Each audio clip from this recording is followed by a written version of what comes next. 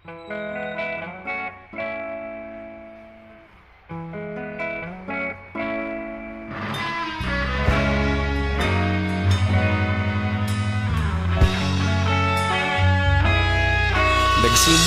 ang lahat sa eskwela, nagsama-samang 12 sa kalokohan at sa tuksuhan, hindi maawat sa isa't isa.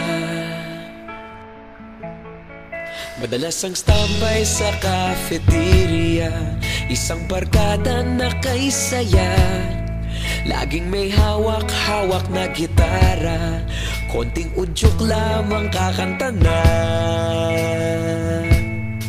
Kay simple lamang ng buhay nun, walang mabibigat na suliranin.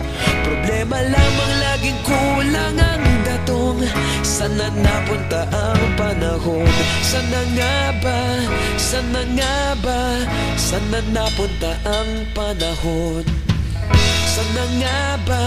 Sana nga ba? Sana napunta ang panahon? Sa unang ligaw kayo'y magkasama, magkasabwat sa pambobola. Walang sikreto kayong tinatago, okay sarap ng samahang barkada. Nagkawatakan na sa kolehiyo, kanya-kanya na ang lakaran.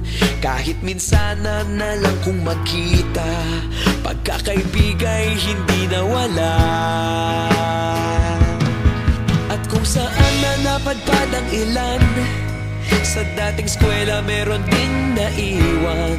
Meron pa ng mga ilang nawala na lang, nakakamiss ang dating samahan. Sana nga ba? Sana nga ba? Sana nga bang barkada ngayon? Sana nga ba? Sana nga ba? Sana nga bang barkada ngayon?